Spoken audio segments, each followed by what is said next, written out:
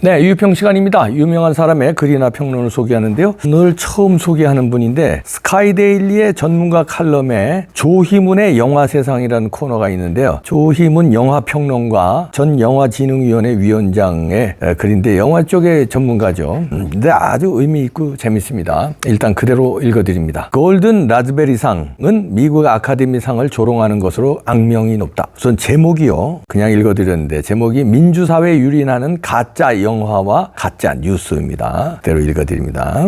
골든 라즈베리상은 미국 아카데미상을 조롱하는 것으로 악명 높다. 아카데미상의 경우 우리말로는 작품상, 남우주연상, 여우주연상 등으로 부르지만 영어로는 베스트 픽처, 베스트 액터, 베스트 액트리스라는 식으로 베스트를 붙인다. 하지만 이는 뛰어난 영화들 중의 한 편이라는 뜻이지 상을 받는 영화가 다른 영화들보다 객관적으로 뛰어나다는 것을 보증하는 것은 아니다. 골든 라즈베리상은 최악의 영화나 배우로 선정된 작품에 수여한다. 최고, 베스트가 아니라 최악, 월스트 영화인을 선정하는 것이다. 미국 캘리포니아주 산타모니카 틴셀타운에 있던 존 윌슨의 집에서 제53회 아카데미 시상식 중계방송을 보면서 자신들이 최악의 작품으로 선정한 영화들에 시상한 것이 시초가 되었다. 입장료 $1도 아까운 영화를 선정하는 취지로 1981년부터 시작했다. 골든 라즈베리상이 유머가 섞인 목검이라면 가짜 뉴스는 상대를 해치려는 흉기다. 최근 자유언론국민연합이 주최하고 2023 가짜뉴스 시상식 조직위원회가 주관한 2023년 상반기 최악의 10대 가짜뉴스 중 청담동 술자리 뉴스가 1위를 차지했다. 김의겸 더불어민주당 의원은 지난해 10월 국회 법제사법위원회 종합감사에서 윤석열 대통령과 한동훈 장관이 김앤장 변호사 30여 명과 청담동 고급 술집에서 만났다고 주장했다. 결국 거짓으로 밝혀졌지만 당사자는 아니면 말고 식으로 제대로 된 사과도 하지 않아 국민의 공분을 샀다. 최악일 뿐 아니라 저지르기까지 하다. 후쿠시마 오염수 선동, MBC 뉴스데스크의 바이든 뉴스, 줄리 뉴스 등도 대표적인 가짜 뉴스로 선정됐다. 가짜 뉴스의 진원지로는 유튜브 등 개인 채널뿐 아니라 공영방송도 빠지지 않는다. 거짓, 과장, 왜곡 보도를 스피커처럼 퍼뜨리기 때문이다. 일단 마이크를 떠난 가짜 뉴스와 왜곡 방송은 여러 사람의 입을 거치면서 사실로 둔갑하고 이것이 여론을 선동하는 것이다. 가짜 뉴스를 사이비 종교에 빗대기도 하는 이유다. 생생한 사례들을 KBS, MBC,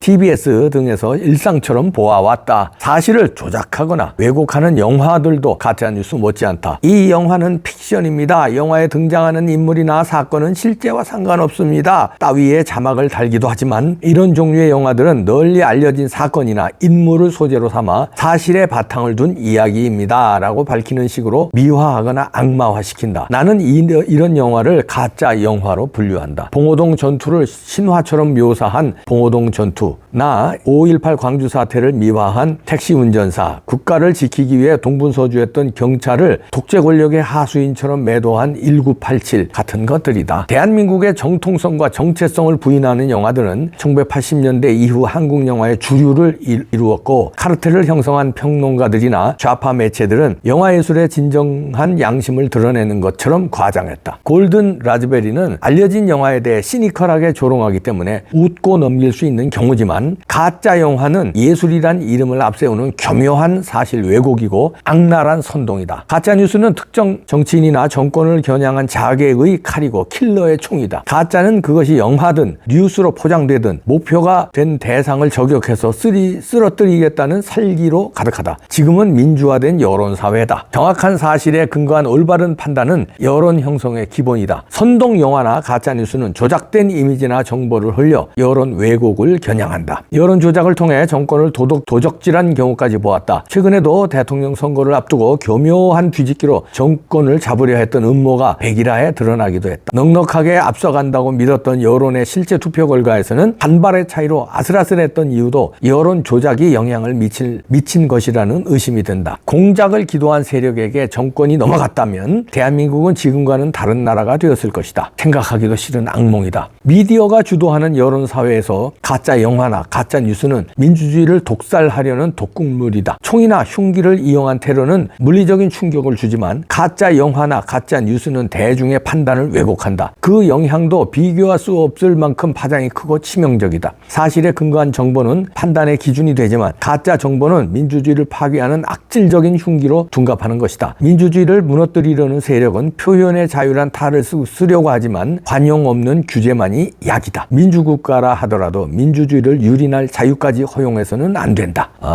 이렇게 영화평론가 조희문 씨의 그 일갈이었는데요. 자유하면은요, 아마 전 세계에서 가장 만끽하는 나라가 미국일 겁니다. 자유가 가장 보장된 나라가 미국일 겁니다. 그러나요, 가짜라든지 이런 거에 대해서 엄격한 나라가 또 미국입니다. 제가 몇 번 얘기했지만, 제가 유학 시절에 이제 참고서죠. 참고서에서 나온 걸 시험에서 그 문제가 나왔길래 그냥 옳다구나 하고 쫙 외워서, 한국 사람들 외우는데 주특기 아닙니까? 외워서 썼어요. 그랬더니 그 플라지얼리즘 표절, 시험에 외우고 썼는데도 표절이라는 거예요. 왜냐하면 코테이션 마크, 따옴표, 출처를 밝히지 않았다는 거죠. 그렇게 해서 가짜라든가 조작이라든가 표절에 대해서 엄격한 나라가 미국이고 자유를 만끽하는 나라가 미국이에요. 그러니까 자유에는 책임이 뒤따른다는데 가짜는 엄벌하는 나라가 미국입니다. 그래서 가짜 영화는 거기 미국에서는 있을 수가 없고요. 만약에 만들면은 아주 큰일 납니다. 그리고 가짜 뉴스는요, 미국이나 영국에서요, 100몇십 년 된 유서 깊은 방송국이 폐간돼요. 가짜 뉴스 한 방에. 영국에서 그런 일이 있었어요, 실제로. 140몇 년 된 그 유서 깊은 방송국이 우리로 말하면 MBC 같은 거죠. 폐간됐어요. 근데 MBC는 뭐 하는 겁니까? 가짜 뉴스가 한 번이에요? 수십 번 했는데도 폐간은 MBC 뭐 그 가짜 뉴스 한 놈이 사장되잖아요. 최승원지 뭐. 그러니까 이게 아직까지 우리가 돈으로는 선진국 반열에 올라섰다고 그러고 뭐 아파트든 건물 같은 거는 잘 지었는데 이 의식 수준은 아직 후진국에서 중진국으로 그저 조금 올라섰다 이렇게 보면 됩니다. 중진국 정도예요. 이 멘탈, 그다음에 철학, 그다음에 문화 이런 거는 왜냐면 가짜를 그렇게 아주 뭐랄까요, 크게 생각을 안 해요. 조작을 그렇게 큰 범죄라고 생각을 안 해요. 그러니까 조작하는 거. 그래서 급기야는 선거까지 조작해서 가짜 뉴스로 먹으려는 놈들이 민주당 놈들 아닙니까? 이미 먹었고 박근혜 대통령 또 쫓아냈고 이번에 또 먹으려고 조작했는데 이번엔 실패했지만요. 박근혜 대통령은 당했고요. 이명박 대통령도 임기 초기에 얼마나 당했습니까? 근데요, 이 가짜 뉴스도 가짜 뉴스지만 가짜 영화, 여기서도 예를 들었죠. 뭐 1987이라든지 뭐 택시 운전사라든지 이런 거요. 영화 보는 사람들은 그걸 또 감동적으로 만들어. 가짜인데 가짜를 감동적으로 만들어요. 그래가지고 그거 믿어요. 또 5.18이냐 그런 것처럼 마치 막 그 공수부대원들이 막 민간인과 학생들을 막 다 찔러 죽이고 총으로 쏘고 막 이런 줄 알아요. 근데 지금 요즘에 이번규 TV에서도 쫑이 나왔죠. 그게 아니라는 사실들이 이제 막 나오고 있습니다. 그리고 박원순이 다큐 같은 것도, 아니 박원순이가 성범죄자 아니에요? 죽으면은 다 미화되는 겁니까? 그러면 우리나라의 범죄자들 얼마나 많아요? 죽으면 다 미화되는 거예요? 다 성역화해야 되는 거예요? 이거를 왜 다큐멘터리로 만들어서 상영을 하자고 그럽니까? 다행히 상영 금지 조치가 내려졌는데 가처분이 인용됐습니다. 다큐 내용이 진실로 보기 어렵다. 이래서 서울 남부지법 민사합의에서 이 박원순 다큐멘터리 영화 상영 금지 해달라는 가처분을 인용했습니다. 그러니까 상영 금지하라는 거죠. 피해자의 심각한 명예훼손이 되는 거예요. 이렇게 가짜로 말하자면 범죄자를 영웅으로 만드는 영웅. 노무현도 엄격하게 얘기하면 범죄자 아니에요? 돈 먹었잖아요. 아니 돈 먹고, 아니 가족이 먹은 것도 본인이 먹은 거나 마찬가지 가족이니까. 배우자, 자식은 가족 아닙니까? 그런데 그걸 영웅시하고 문재인은 또 어떻습니까? 가짜로 범죄자들을 영웅으로 만들어요. 결정적인 거는 이재명이죠. 야, 이거 보십시오. 이재명의 하트를 이러면서 윤석열 저놈을 매우 쳐라 국회 앞에 개딸 집회를 했는데요. 범죄자는데 가짜 뉴스로 막 본인이 읊어대죠. 이재명이 가짜로. 그거 가짜 뉴스를 막 또 그냥 이재명의 입을 막 제목 따라서 막 퍼날르죠. MBC, KBS, 무슨 한겨레 신문, 뭐 경향신문 막 날르죠. 그리고 개딸들은 막 이 대표님 사랑합니다 뭐 이러고 외치죠. 그러니까 이게 범죄자가 영웅이 돼요. 이런 가짜가 영웅을 만들어요. 그래서 이 개딸 집회를 오늘 오전에 했는데요. 오늘 오전에 10시부터 이제 국회 앞에서 했습니다. 그러니까 오늘 표결을 앞두고 마지막 생발악을 했는데 당초는 뭐 자기들이 10만 명을 동원하겠다고 큰 소리 뻥뻥 쳤어요. 근데 10만 명엔 택도 없고 뭐 하여튼 뭐 어느 정도 모연 모양이에요. 그래가지고 한다는 얘기가 체포동의안 부결하라, 헌정질서 민주주의 파괴 윤석열을 탄핵하라, 이런 손팽만 들고 피켓 들고 소리 지르고 난리를 쳤습니다. 그러면서 뭐 행사 사회자는 마이크를 들고 이 대표님 지금 이 방송을 보고 계실 것이다. 이 대표에게 하트를 날리자. 대표님 사랑해요. 이러면서 구호를 외칩니다. 야, 이런 참 이러니까 가짜에 현혹되는 나라예요. 한두 명이 아니라 엄청난 사람들이 가짜에 현혹되고 있어요. 윤석열 저놈을 매우 쳐라. 김건희 구속 이런 구호도 외칩니다.